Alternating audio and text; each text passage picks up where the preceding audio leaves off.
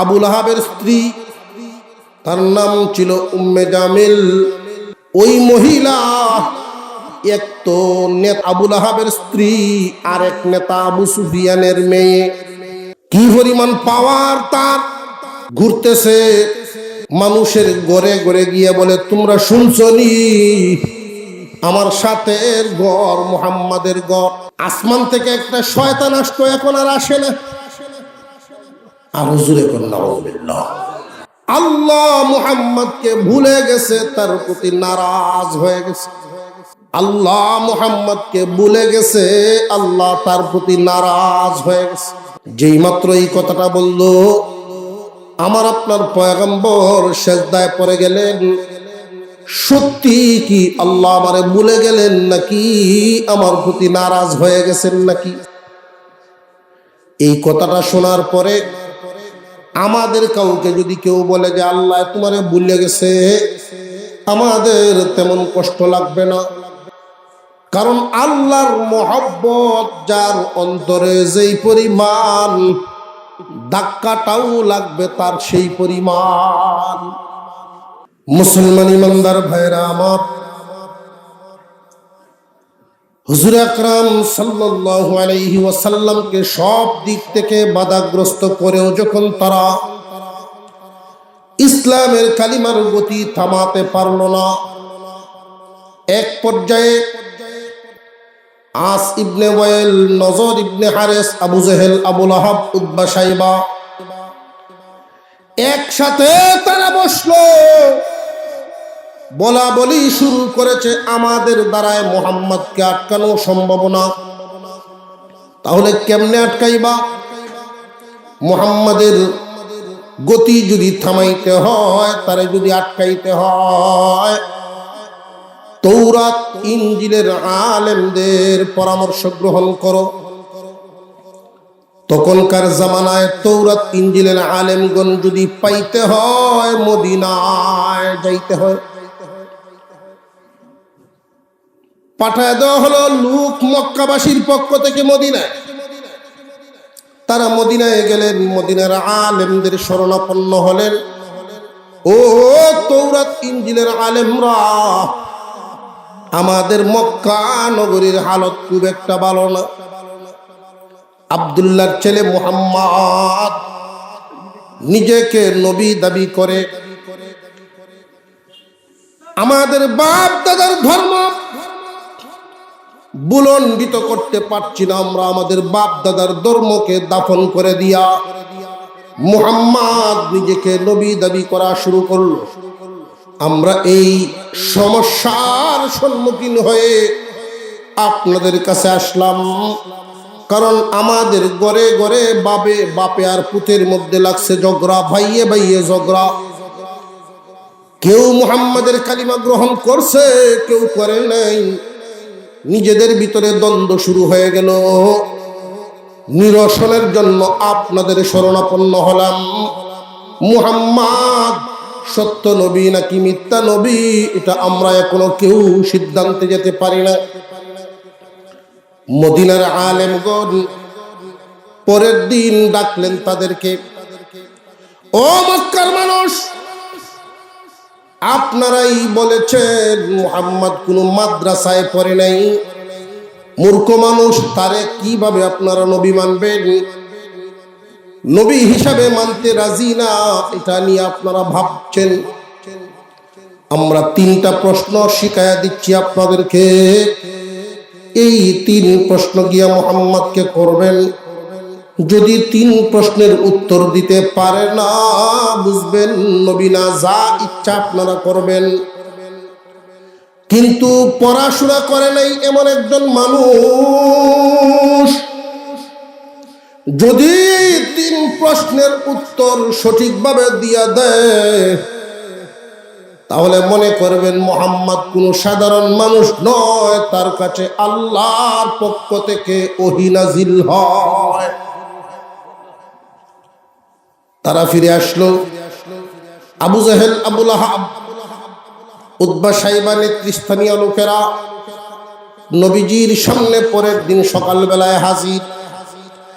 আপনার আমার নবীর এক অভ্যাস ছিল, প্রতিদিন ভোরবেলা সবার আগে আল্লাহর ঘরে যাইতেন, এরপরে দুনিয়ার অন্য কাজ। কাবা ঘর না দেখলে নবীর ভালো লাগতো না, কারণ ঘরটা কার? আরো জোরে কর। নবীজি কোনো জায়গায় যদি বিশ্রামেও বসতেন, হেলান দিয়ে বসতেন, এমন ভাবে বসতেন যেন কাবা ঘর দেখা যায়। আল্লাহর ঘরের মহব্বত রসুলের অন্তরে এত বেশি ছিল।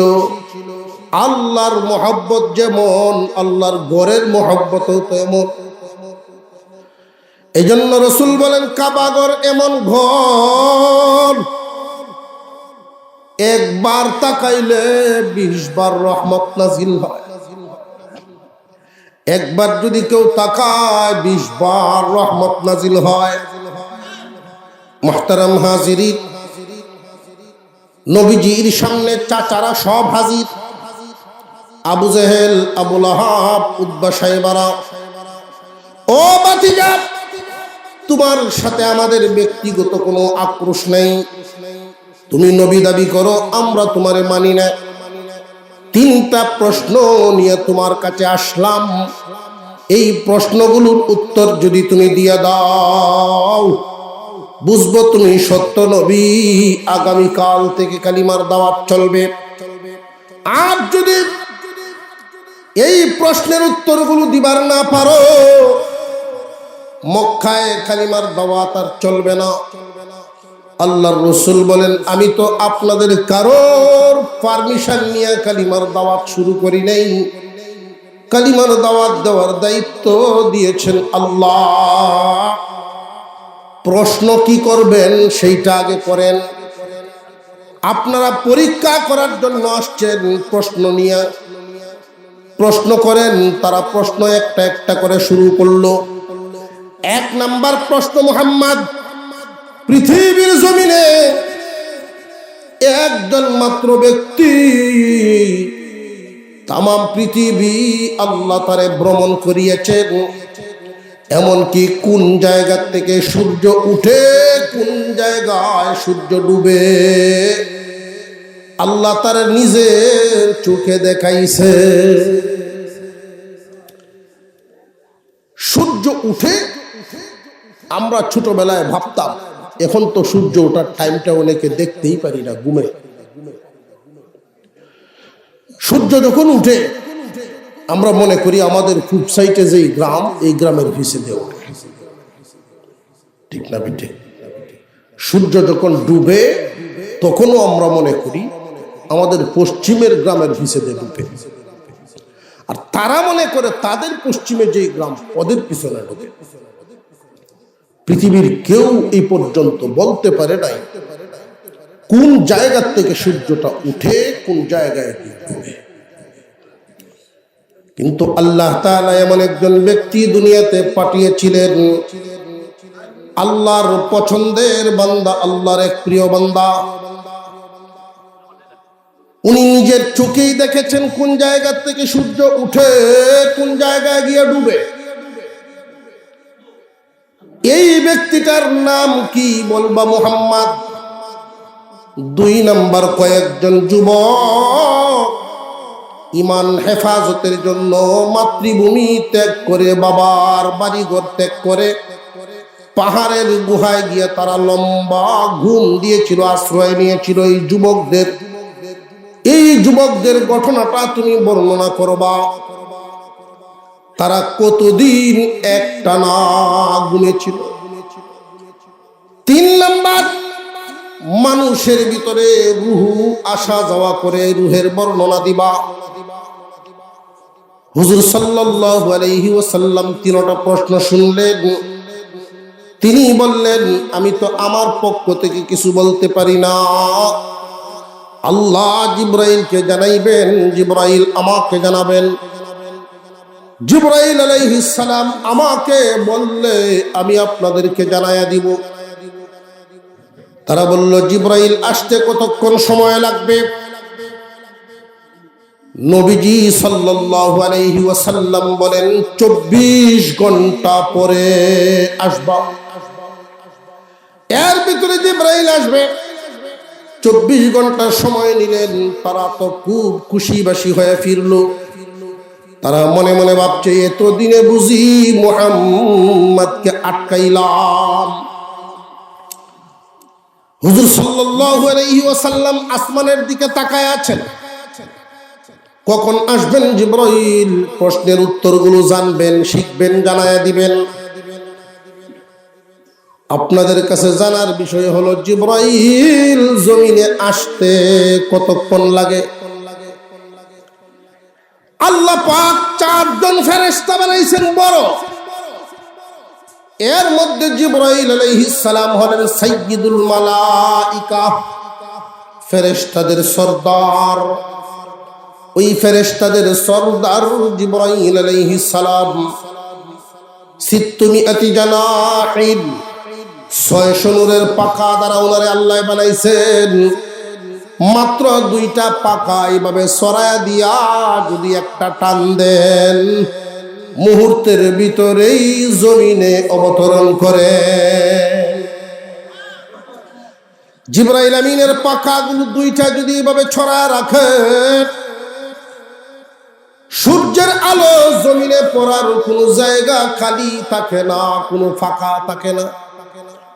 এত বিশাল পাখার অধিকারী মাত্র 2টা পাখা ব্যবহার করে দুনিয়াতে আসা যাওয়া করতে পারেন এমন 600 নূরের পাখাওয়ালা জিবরাইল আল্লাহর পক্ষ থেকে নবীর কাছে আসতে তো সময় 2-4 মিনিট, 1 ঘন্টা হইলেই যথেষ্ট। উম্মতে মুহাম্মাদীকে বুঝায় দিলেন, তোমরাও যদি কারোর সাথে লেনদেন করো, সময় লাগবে যতক্ষণ, এর চাইতে ডাবল বাড়ায় আলো। লাগে যদি 1 দিন, লইও তুমি 2 দিন। লাগে যদি 1 মাস, লইও তুমি 2 মাস। এতে ওয়াদা খেলাফ হবে না এবং লোকটার সাথে সম্পর্ক কমবে না। আমাদের লেনদেনের ক্ষেত্রে যে হালত শুরু হয়েছে, সম্পর্ক খুব একটা ভালো না। একজন আর একজনের কাছে গিয়ে যদি কর্জা চায়, কর্জা দেয়, অস্বীকার করে, মুখ ফুটছে না, এমন ভাবে নাডা করে মনে হয় তার আরো দেয়ানি লাগে। আসমানের দিকে তাকায় আছেন, কিন্তু 24 ঘন্টার ভিতরে তো জিবরাইল আসেন নাই। পরের দিন তারা হাজির। কই মুহাম্মদ? উত্তর দেও। মুহাম্মদ হরগিজ না গুফতা, তা না গুফতা জিবরাইল। মুহাম্মদ হরগিজ না গুফতা, তা না গুফতা জিবরাইল। জিবরাইল হরগিজ না গুফতা, তা না গুফতা রব্বুল জলিল। মুহাম্মদ কিছুই বলতেন না, জিবরাইল বলে না দিলে। জিবরাইলও কিছুই বলতেন না, আল্লাহ বলে না দিলেন। জিবরাইল আসেন নাই, উত্তর কেমনে দিব? জিবরাইল তো আসেন নাই, উত্তর দিতে পারেন নাই।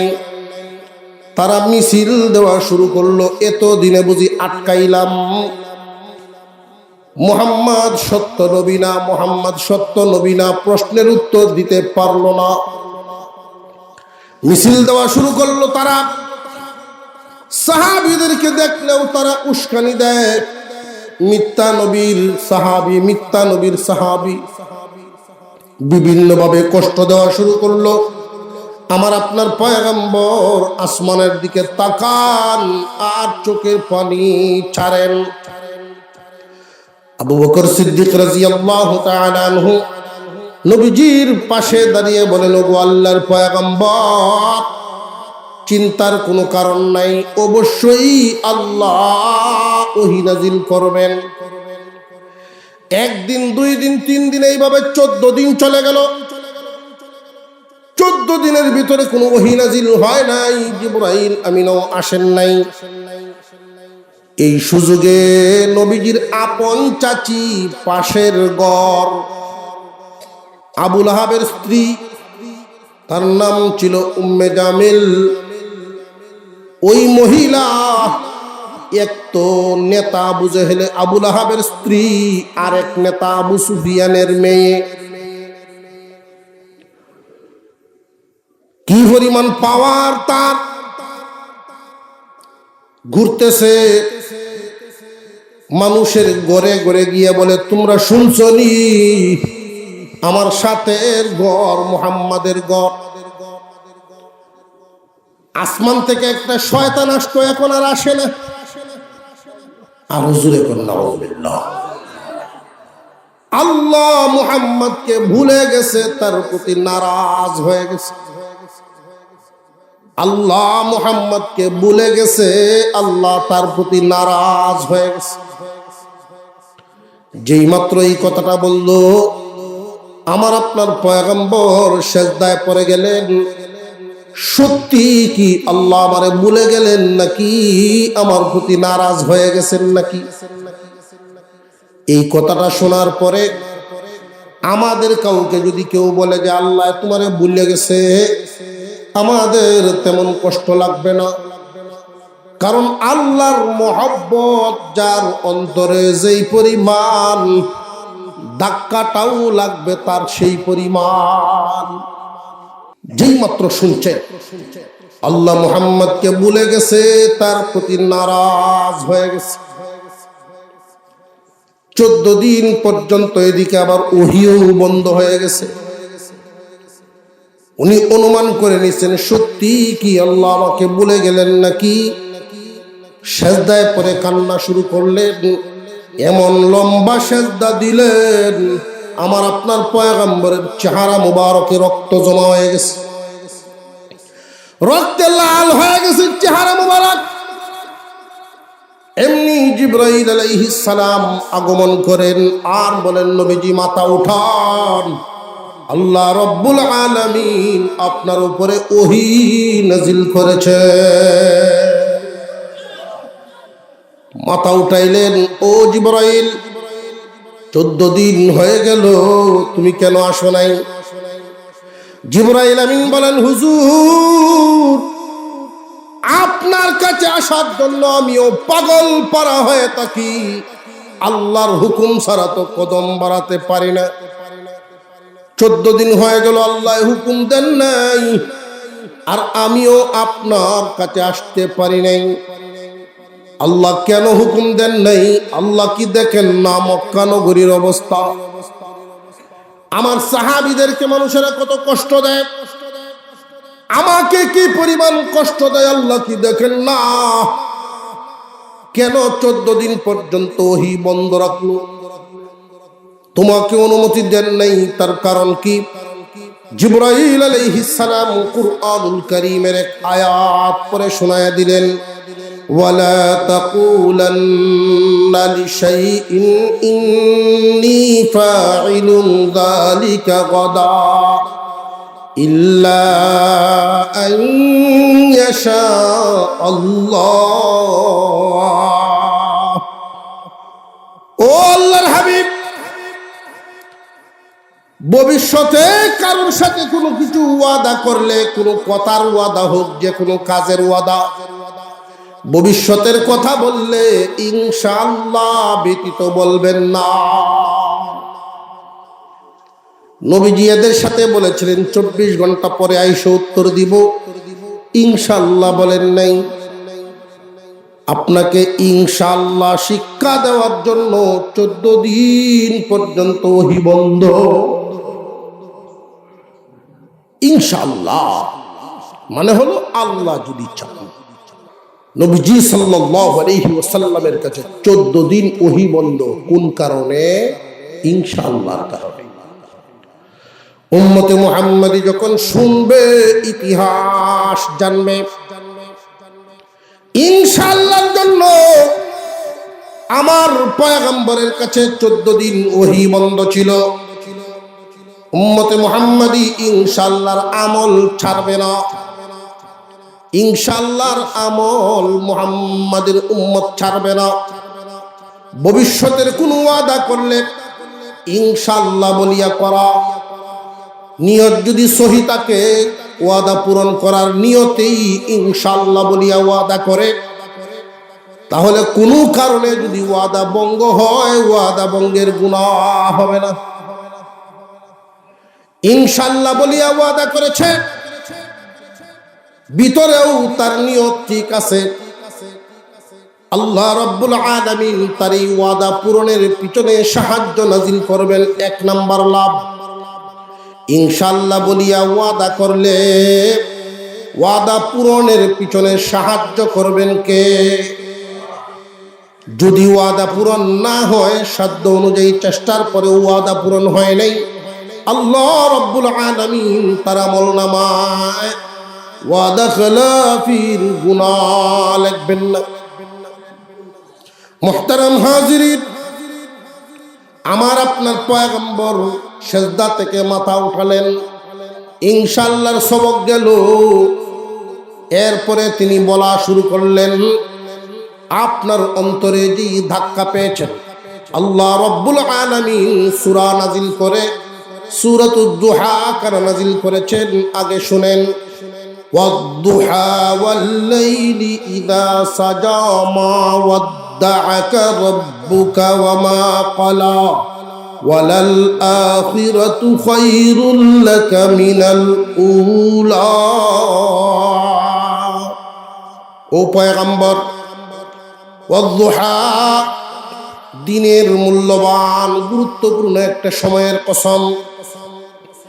ওয়াল-লাইলি ইযা সাজা, নিজুম রাতের কসম। দুইটা সময়ের কসম খাইলেন, রাতের এক সময়, দিনের এক সময়। দুইটা সময়ের কসম খায়া আল্লাহ ইঙ্গিত দিলেন, ও দোস্ত, আপনার উপরে ইহসান করার জন্য আল্লাহ ওহী বন্ধ রেখেছেন। 14 দিন ওহী বন্ধ রেখেছেন।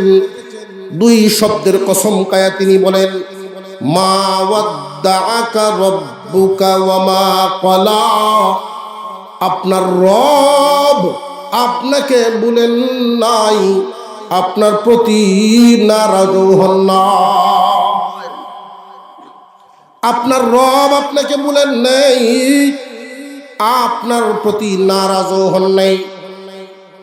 রাত এবং দিনের কসম খায়া আল্লাহ ইঙ্গিত দিলেন, ও দোস্ত আমার, ওহী মূলত বন্ধ রাখার কারণ, ওহী ভারী জিনিস, হরদম যদি লাগাতার নাজিল হইতেই থাকে আপনার কষ্ট হবে, কষ্ট যেন কম হয়, এই জন্যই ওহী নাজিল কয়েকদিন বন্ধ রাখলাম। রাত এবং দিনের কসম খায় আল্লাহ বুঝাইলেন, দোস্ত, লাগাতার যদি 40 দিন বা 1 মাস পর্যন্ত শুধু দিনেই তাকে রাত না আসে, মানুষের জন্য কষ্টকর। শুধু যদি একাধারে রাতেই তাকে দিন না আসে, তবু মানুষের জন্য কষ্টকর। রাতের পথে দিন আসবে, দিনের পরে রাত আসবে, রাতের পরে দিন আসবে, দিনের পথে রাত আসবে। এটাই হইল মানুষের জন্য আরামদায়ক।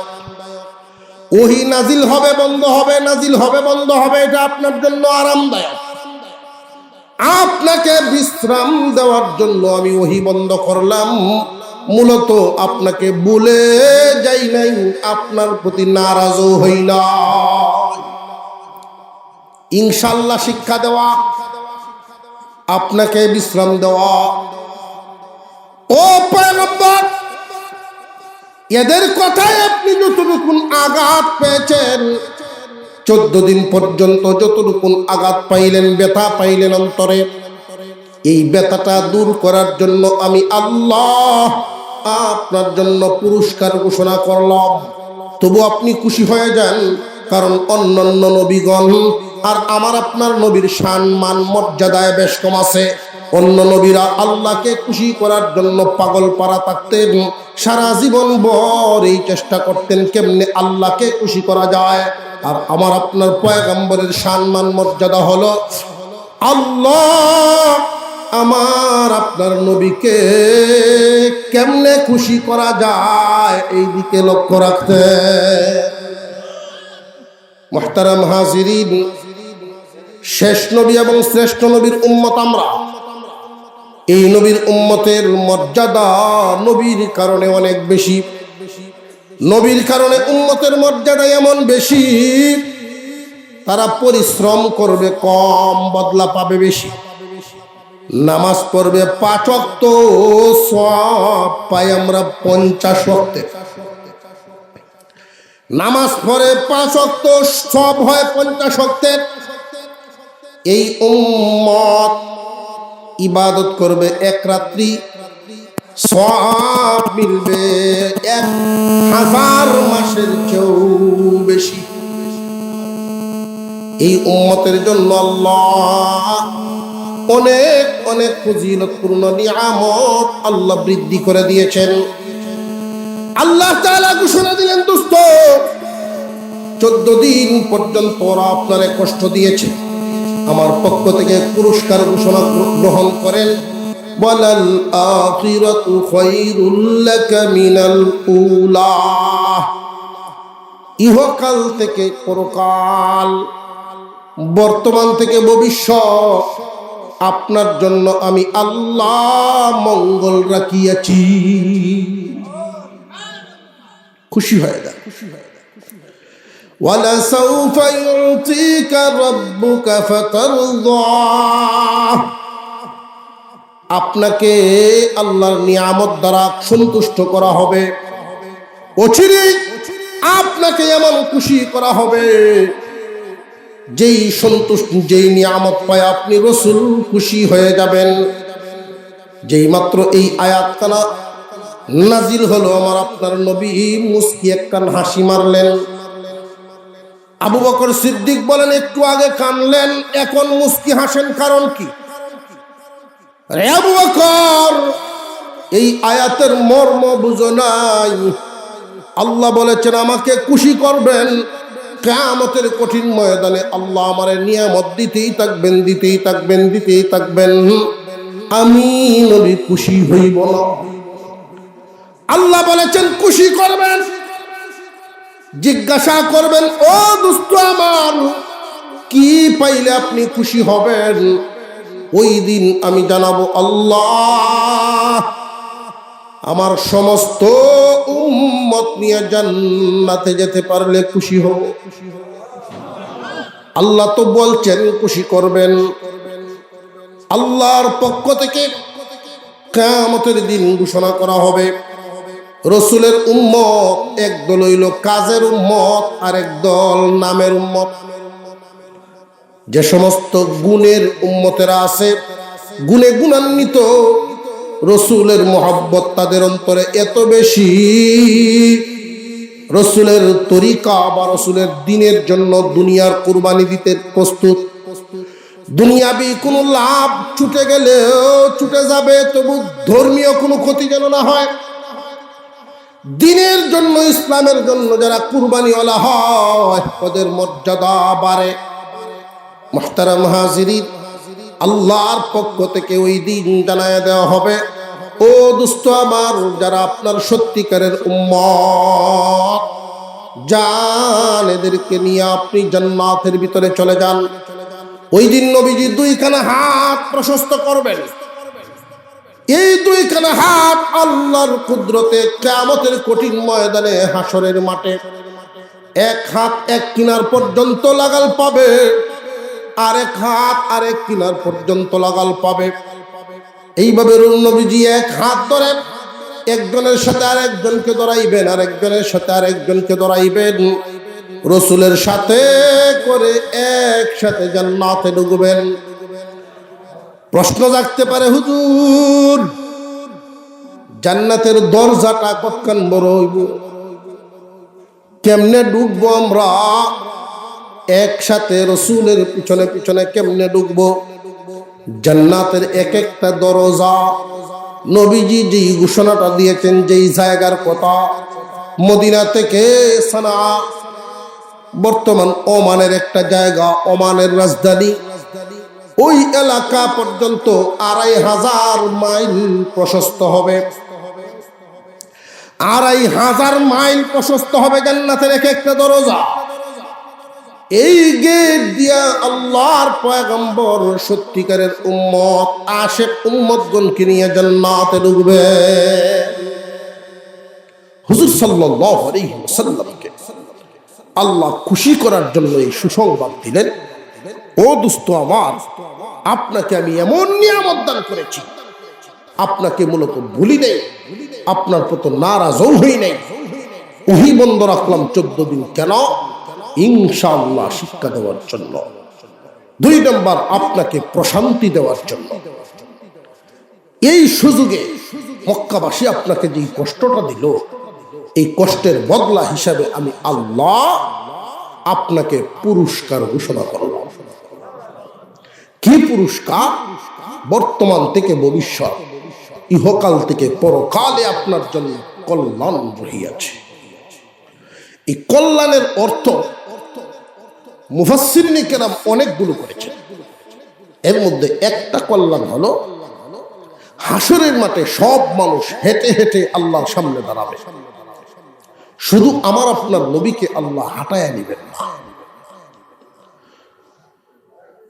একটা উট দেওয়া হবে, উটের পাগুলো থাকবে স্বর্ণ এবং রূপা দিয়া বাদাই করা, লাগাম থাকবে হীরা মানিক মুক্তা দিয়া রেশম কাপড়ের গদি।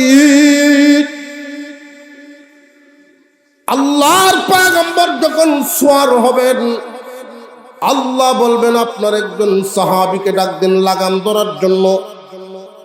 নবীজি বলবেন, আল্লাহ আজকের এমন দিনে মর্যাদা দিয়েছেন, আপনি আমার সাহাবী কে লাগাম ধরবেন, নামটাও বলে দেন। কে সামনে না? হযরত বেলাল লাগাম ধরে নিয়ে যাবেন। কল্যাণের আরেকটা অর্থ হলো হাউজে কাউসার। হাউজে কাউসারের পানিটা 3টা গুণ বিশিষ্ট হবে। কয় গুণ? দেখতে হবে দুধের চাইতেও সাদা, সুবহানাল্লাহ। খাইতে হবে মধুর চাইতে মিষ্টি, সুঘ্রাণ হবে মিষ্টি আম্বরের চাইতেও বেশি। 3 গুণ বিশিষ্ট 1 গ্লাস পানি যদি ওই দিন কেউ পান করে, জান্নাতে ঢোকার আগ পর্যন্ত পানির পিপাসা লাগবে না। সাহাবীরা বলেন, নবীজি পানপাত্র কি পরিমাণ থাকবে? আল্লাহর রাসূল বলেন, আসমানের তারকা যেই পরিমাণ পানপাত্র হবে ওই পরিমাণ। স্বর্ণের পেয়ালা, লোকেরা দলে দলে আসবে, উম্মতে মুহাম্মাদি পরিচয় দিবে, আমরা ওই জামানার উম্মত, ওই এলাকার উম্মত। গ্লাস হাতে নিবে, পানি পান করে করে যাবে। একদল কপালওয়ালা লোক থাকবে, একদল খুশনসিবওয়ালা লোক থাকবে, যারা সরাসরি রাসূলের হাত মুবারক থেকে পানি পান করবে। এটা সবাই পাবে না। যে সমস্ত মানুষেরা নবীজির দ্বীনের জন্য কুরবানি করেছেন, আল্লাহর রাসূলের মহব্বতে দুনিয়ার স্বার্থ ত্যাগ দিয়েছে, ওই সমস্ত মানুষদেরকে মহান আল্লাহ হাউজে কাউসার পানি পান করাইবেন স্বয়ং রাসূলের হাত মুবারক থেকে। কল্যাণের আরেকটা অর্থ হলো সমস্ত নবীগণ জান্নাতের সামনে গিয়া অপেক্ষা করতে থাকবে, আদম নবী থেকে নিয়ে ঈসা নবী পর্যন্ত। জান্নাতের সামনে অপেক্ষা কেন? যে জান্নাতের দরজা খুলে দাও। ফেরেশতারা বলবে, না, খোলার সময় এখনো হয় নাই। আমি আদম নবী সফিউল্লাহ, জান্নাতের দরজা খুলে দাও। না, মাফ করবেন, জান্নাতের দরজা খোলার সময় এখনো হয় নাই। নূহ আলাইহিস সালাম বলবেন, আমি নূহ পয়গম্বর, দরজা খুলে দাও। না, এখনো সময় হয় নাই। মূসা আলাইহিস সালাম বলবেন, আমি মূসা কালিমুল্লাহ। না, এখনো না। ঈসা নবী পর্যন্ত যখন সবার পরিচয় মিলবে, সাহাবীরা ফেরেশতারা জিজ্ঞাসা করবে, সমস্ত নবীর নাম শুনলাম, মুহাম্মদ নবীর নাম তো শুনলাম না, উনি কি এখানে আসেন নাই? না, উনি এখানে আসেন নাই। উনি একবার যান জাহান্নামের দরজায়, একবার যান হাসরের ময়দানে। ইয়া উম্মতি, ইয়া উম্মতি বলে কান্দেন। আল্লাহর ফেরেশতারা জানায় দিবেন, তাহলে জেনে রাখুন মুহাম্মদ নবী যতক্ষণ পর্যন্ত না আসবেন এতক্ষণ পর্যন্ত জান্নাতের দরজা খোলা হবে না। তার কারণ হলো জান্নাতের দরজার চাবিটা নবী মুহাম্মদুর রাসূলুল্লাহর হাতে। ইহকাল এবং পরকালের বহু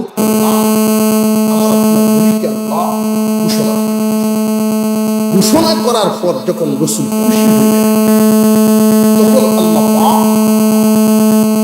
কিছু কথা বলতেছেন, ও দোস্ত এদের কথায় আপনি ভাবছেন আমি ভুলে গেছি। আলাম ইয়াজিদকা ইয়াতীমান ফাআওয়া, আপনাকে কি আমি ইয়েতিম অবস্থায় পাই নাই? আপনি কি ইয়েতিম ছিলেন না? জায়গায় জায়গায় আমি অভিভাবক মিলাই দিছি। যদিও আপনাকে আমি ইয়েতিম বানায় দুনিয়ায় পাঠাইলাম, কিন্তু আমার রহমতের ছায়া সব সময় হামেশা আপনার উপরে দিয়া রাখছি। যেখানেই গেছেন এমন ভাবে রহমত সাথে দিছি সব যেন আপনার ভক্ত হয়। হালিমাতুস সাদিয়ার ঘরে মুহাম্মদ এমন রহমত এমন বরকত ঢুকায়া দিলেন যেন মুহাম্মাদের যত্ন বাড়ে, আল্লাহর দুস্তের যত্ন বাড়ে। হালিমা নিজের সন্তানকে রাখতেন হাতের উপরে, আমার আপনার নবীকে রাখতেন বুকের উপরে। খাদিজাতুল কুবরা আর বাড়িতে গেলেন, কানে কানে নবী মুহাম্মদুর রাসূলুল্লাহর বিরুদ্ধে অন্যান্য রাকালেরা এসে কান পরা দেয়, ও খাদিজা, ও আমাদের মালকিন, শুনেন মুহাম্মদ নামক যেই বালককে আপনি নিয়োগ দিছেন ছাগল বড়া বকরি বেড়া রাখার জন্য, হাওরে তার বন্টনের বকরি বেড়া লইয়া যায় ঠিকই, কিন্তু ঠিক মতে ঘাস পানি খাওয়ায় না। এইভাবে যদি লালন পালন করে বেশি লাভবান হতে পারবেন না। খোঁজ নিয়ে দেখেন খাদিজাতুল কুবরা রাদিয়াল্লাহু আনহা গভীর রজনীতে দুইজন সাথে নিয়ে রওনা দিলেন রাকালদের অবস্থানের জায়গায়। নিজের চোখে দেখতেছেন এক একটা ঘরে যান ছাগল বকরি বেড়া দেখেন, এক একটা ঘরে যান ছাগল বকরি বেড়া দেখেন। জিজ্ঞাসা করলেন মুহাম্মদ যে বালক, বকরি ভেড়াগুলো কোন ঘরে আছে আর সে কোথায়? ওই কিনারের যেই তাঁবুটা আছে, যেই ঘরটা, ওইখানে তার বকরি ভেড়াগুলো থাকে, সে ওইখানেই ঘুমায়। খাদিজাতুল কুবরা যখন গেলেন ওই ঘরের দরজাটা মাত্র খুললেন, ছাগল যেই ঘরে থাকে ঘরে গিয়ে ঢুকলেই বোঝা যায় একটা দুর্গন্ধ আছে না নাই। আজীব ব্যাপার, খাদিজার নাকে মুহাম্মদ যে ছাগল বকরি বেড়া পালেন, এই ঘর থেকে কোনো ছাগলের দুর্গন্ধ নাই, এখান থেকে সুগন্ধি বের হয়।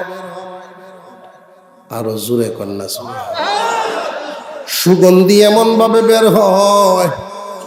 খাদিজাতুল কুবরা বলেন, কত দেশের সুগন্ধির ঘ্রাণ নিলাম, এমন সুগন্ধি আমার জীবনে কোনোদিন পাই নাই।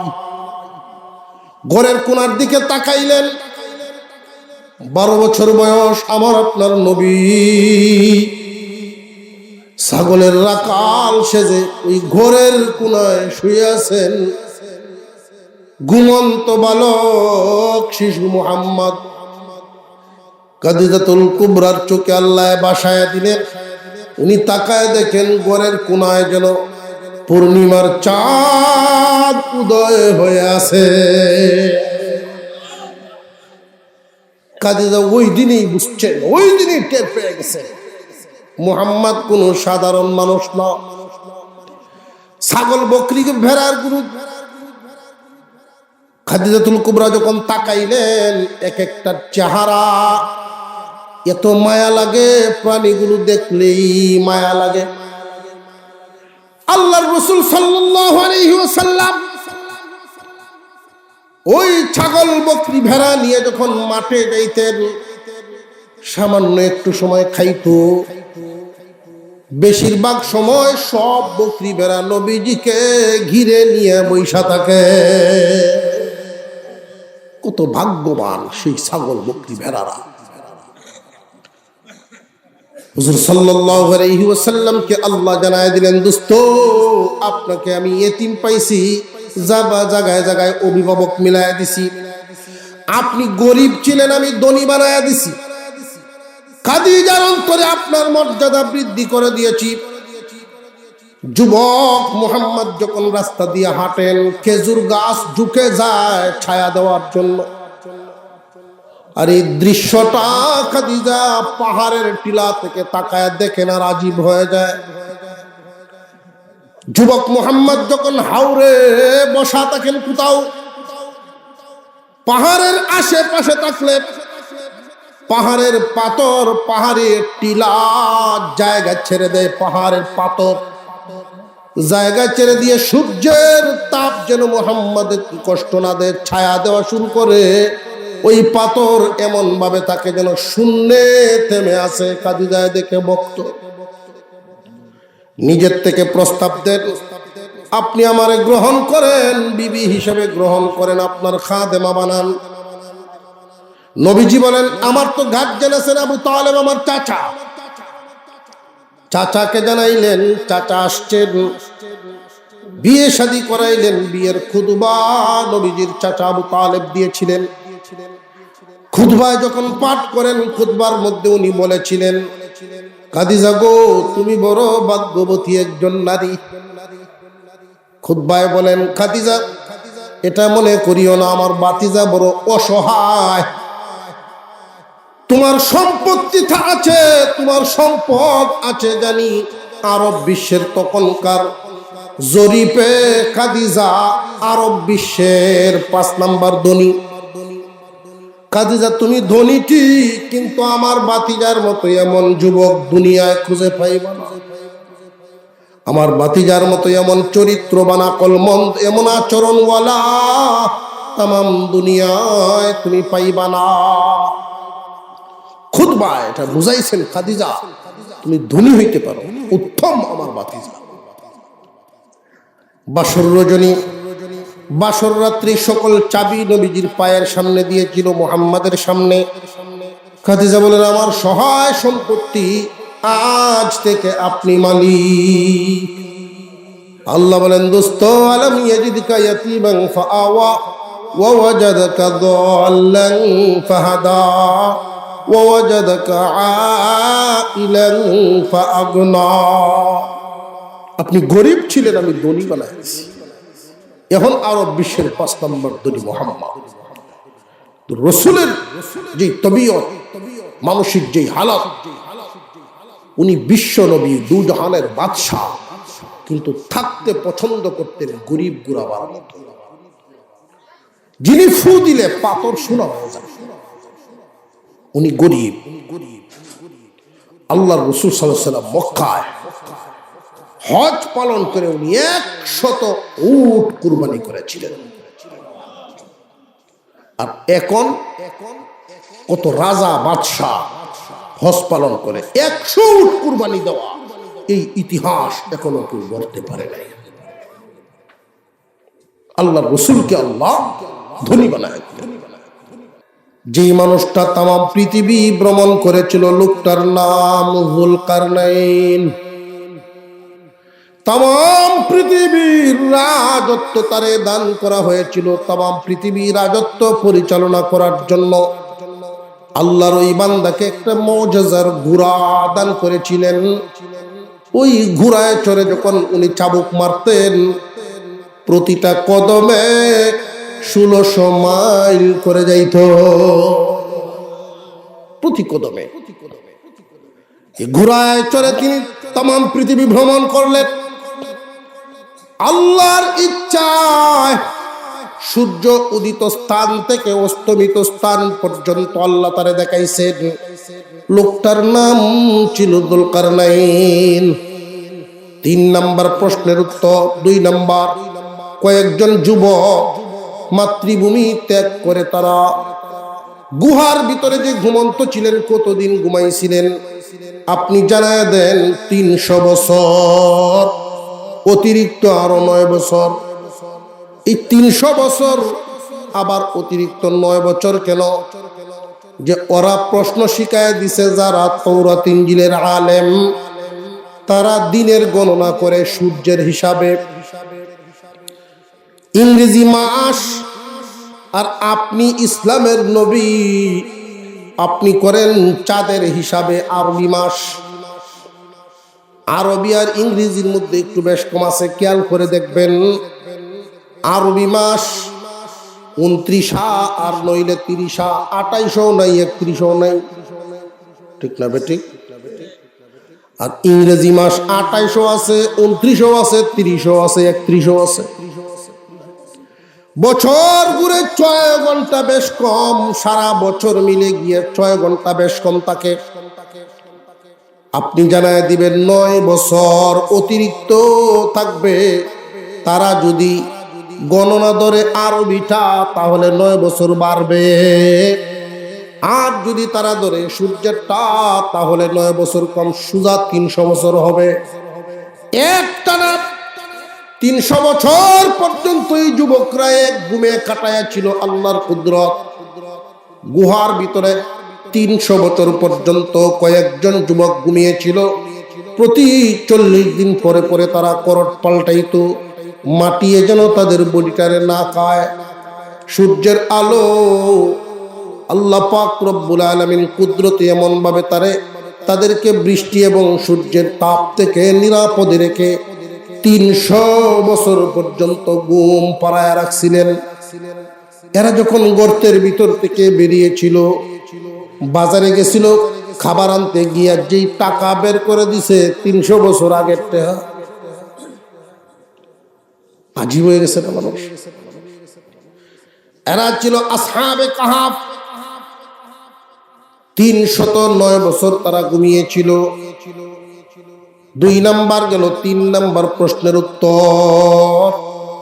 মানুষের ভিতরে রুহু আসা যাওয়া করে, রুহের কোনো বর্ণনা বিস্তারিত হবে না। দোস্ত, আপনি জানায় দেন, রুহু হলো আল্লাহর একটা হুকুম মাত্র।